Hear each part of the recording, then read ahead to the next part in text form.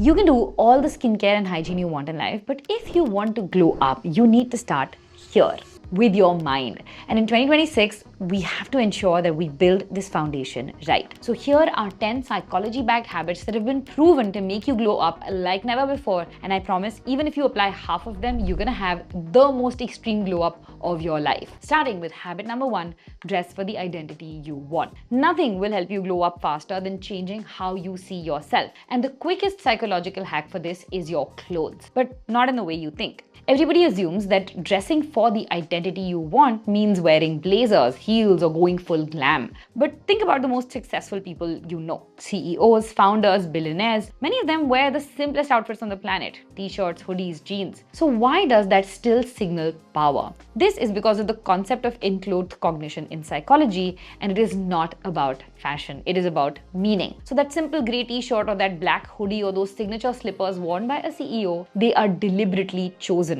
Often high quality, often expensive, not because of the price, but because they represent precision. They represent focus. They represent a no-nonsense lifestyle. It's not laziness, it is identity.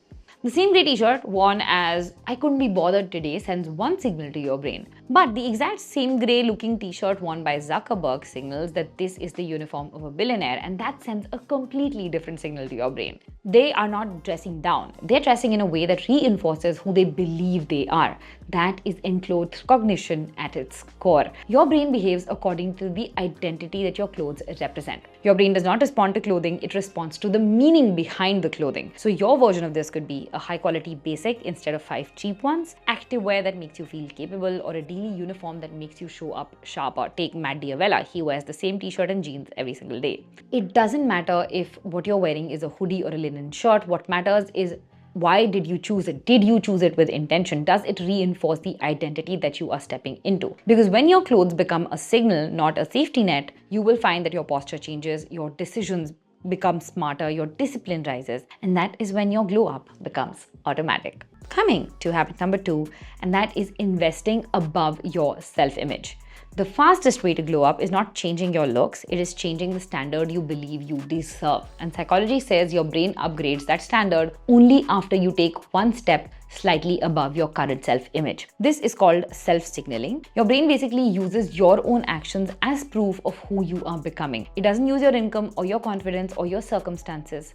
It uses your actions as proof. So here's the part that everybody misses. Investing above your self-image does not mean that you're spending money that you don't have. It means making one choice that is above your old identity, not above your budget. For instance, if your old identity just bought the cheapest clothes and you wanted to have like a closet full of clothes for options, your new identity might just be upgrading to one better item and decluttering the rest of your closet. It could be a better moisturizer, a good quality top, a cleaner workspace, whatever it is. If your old identity avoided learning, your new identity invests time in a free masterclass, one book, or a posture tutorial on YouTube. If your old identity avoided self-respect, your new identity invests energy in walking away faster.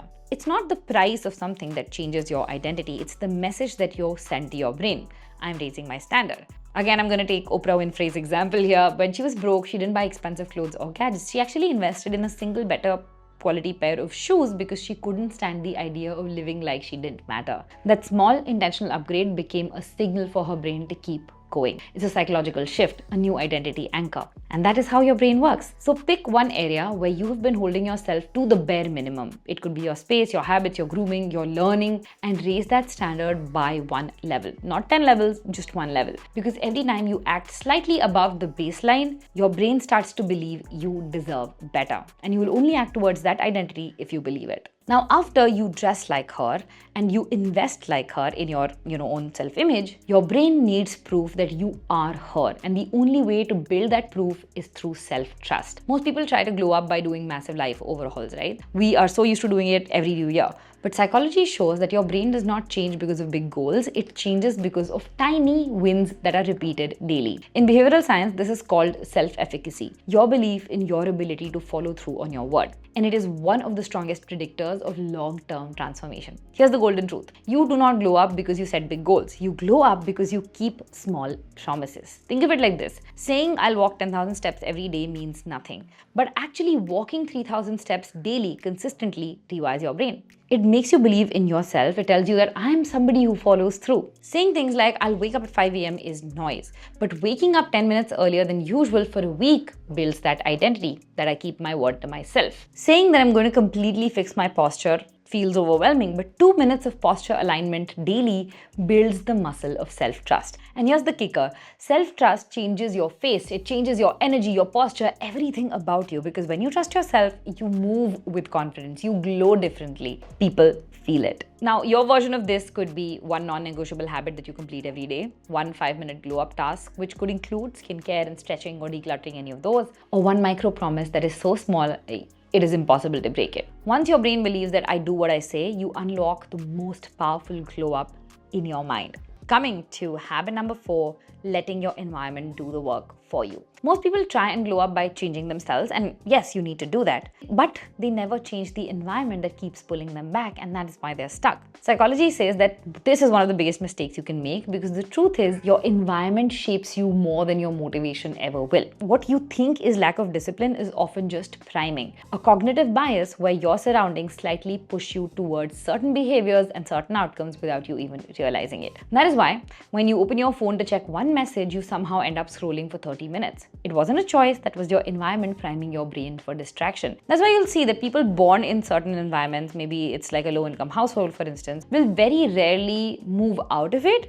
because their environment is priming them to stay stuck in that zone. And here's the part that most glow up videos will ignore. Your environment is not just your room. It is the people that you spend time with, the conversations that you tolerate, the creators you follow, the energy of your home, the apps on your phone, the standard of the people around you. All of this is constantly shaping your identity. If you spend time with friends who complain, who gossip, who live in chaos, you will never glow up emotionally, even with the best skincare and discipline. But when you're around people who think bigger, who act cleaner, who speak better, you automatically rise to match them. That is priming too, but in the right direction. James Clear also talks about this in Atomic Habits. He has a full chapter on designing an environment to do the work for you. So if you've not read that book, I highly recommend you do so. So here is what I want you to do before 2026 ends. Pick 3 environments you spend the most time in. It could be your room, your workspace, or your digital feeds, your social circles, whatever it is, right? Pick 3 where you spend most of your time, and then make one intentional change in each of them. One thing that makes the future you easier to access, one thing that removes the old you, and one thing that nudges you towards that glow up identity that you are building. That's it. Because when your environment is aligned with your future identity, your glow up becomes almost automatic. You stop fighting with yourself. You basically are moving in flow on the path of least resistance. This brings me to habit number 5, perform like somebody is watching. And I know this is weird to hear, but have you ever noticed how your posture changes the second you realize that somebody is looking at you? Or how you fix your hair when you catch your own reflection in a shop window? It's not just self-awareness, it's called the observer effect in psychology. And studies have shown that when we believe that we're being watched, we naturally step into like a more refined or intentional version of ourselves. Because when nobody is watching, we can be at our worst and still feel good about it. And what's even wilder is that your brain doesn't even need an actual audience to get the impacts of the observer effect. You just need to have the feeling of being seen, and that's enough. So I started noticing this when I began filming content regularly, right? Even when I wasn't recording, I found myself walking differently, speaking more clearly, because a part of me had internalized the idea that I'm always on. And you will also see this in my videos if you look at it from the past and you look at them now. And I know that a lot of you tell me, that we watch your videos to learn English speaking.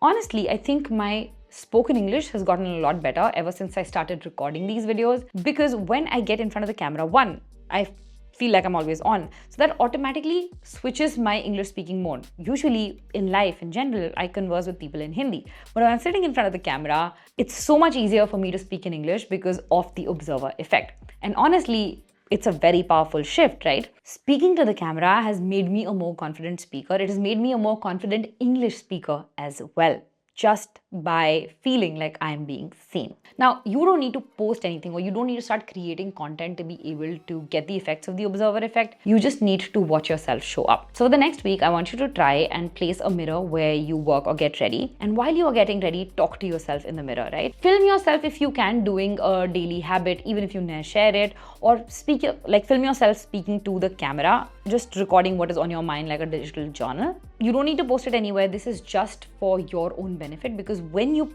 pull out that camera or when you do things in front of a mirror, you automatically start to act like the best version of yourself. And when you do this often enough, you'll be surprised by how quickly your body language sharpens. This brings me to habit number 6, closing the gap between you and future you. I've said it before and I will say it again, you are not unmotivated, you are just not confronted enough. There's this theory in psychology called self-discrepancy, and it basically says that your brain is always aware of the gap between who you are right now and who you want to be. But if that gap stays vague, it is very easy to ignore. I used to do this a lot. I journal about the person I wanted to become, but nothing really changed because it all was very abstract. Then I tried doing something different. I started writing future journal entries in the present tense. Things like, I showed up in the office meeting confidently. Today, I prioritized my energy and time. Today, I earned XYZ money. And I put those lines in the form of sticky notes somewhere that I would see them daily, like my mirror, my bulletin board right here, even inside my wardrobe. And it has worked magically because now the version I was aiming for didn't live in a notebook. She was staring at my face every single day. So this is one hack that I think really helps, and I would really recommend you try it as well, because this way you are choosing a way to confront your future self every single day. You'll honestly see results in a matter of weeks. Coming to habit number 7, using milestones to trigger your glow up. Think about how motivated you feel on January 1st or the first day of a new month or right after your birthday. Or if you're saying I'm going to start going to the gym on a Monday, you feel motivated on a Monday. There's a reason for that, and it's not just hype. It's something called the fresh start effect. When your brain uses a milestone like a new year or a new season or a new month or even a new week to basically separate your past self from your future self, it has a massive impact on your motivation. Think of it like a movie perspective, right? You know how a character gets a whole new arc after something dramatic happens, like how Kareena Kapoor in Veeri Wedding when she decides to do things her own way before her wedding, or Alia in Dear Zindagi when she chooses therapy and starts taking charge of her life. We do the same in real life. So instead of waiting for the perfect time, I want you to create it. Pick a moment tomorrow, a new week, or even the start of a new month and mark it as the beginning of your next chapter. From there, just treat your glow up goals like non-negotiables. Not because it's trendy, but because your story deserves a plot twist. Coming to the next one, which is to speak slower to become more confident. And I wish somebody had told me this earlier, because the fastest speaker in the room is rarely the most respected. We are conditioned to think that speaking quickly makes us sound smart or prepared or confident, but research actually says the opposite. Experts say that when you speak more slowly, your words are easier to process and your presence feels more grounded. This is called processing fluency, and it's one of the simplest glow up tools that you can have in your arsenal. Let me explain with an example. Picture this: you're in a group conversation and somebody asks for your opinion. You know what to say, you want to say it, but instead of rushing through it, you pause. You take a second and then you speak calmly, clearly, with no ums and ahs or filler words. Instantly, you would see people lean in with more interest. It is because slower speech does not make you seem unsure, it rather makes you look in control. I've tried this in meetings, I've tried this in real life. In fact, in real life, I think I speak more slowly than I speak on camera, because on camera, I don't have an audience. Like, I don't have an audience immediately right now. I'm just sitting in front of a camera and speaking. So sometimes I feel like I tend to speak as fast as maybe what I'm thinking in my head. But when I'm speaking to people, I've noticed that I do it slowly and more intentionally. And it definitely has a much more different impact than what it would be if somebody was to hear me speak like this. So here is what you can try for yourself. Record yourself talking for 2 minutes on any topic every single day, right? It could be anything that you're experiencing, something that you've seen, politics, fashion, social media, whatever it is. Just set aside 2 minutes for yourself to record yourself speaking on the phone and do it like a stream of consciousness thing. Really helps you become more articulate. It helps you word your thoughts better. And I think that is a massive glow up hack. And finally, I want you to surround yourself with high achievers. You might have heard this before, but you become like the 5 people that you spend the most time with. But there's actually science behind this. It's called the Pygmalion effect, and it basically means that people rise or fall based on the expectations placed on them. So when you're around people who expect you to stay stuck, who play small or to settle, your brain adjusts to fit that mold. But when you're around people who speak to your potential, who challenge your standards and see the next level of you as normal, you actually level up a lot faster. And by hanging out with people, it doesn't just have to be physical, right? Because what I've seen that in a lot of cases for us, your physical network might not be the kind of life that you want to live. This means that you can actually Curate your network through digital media, through the connections you make on LinkedIn, YouTube, Twitter, Instagram, because that basically helps you tune into that energy. Even the content that you consume is a way of spending time with the people who are creating that content. So if you consume content that is hot takes and that is hot gossip and controversial,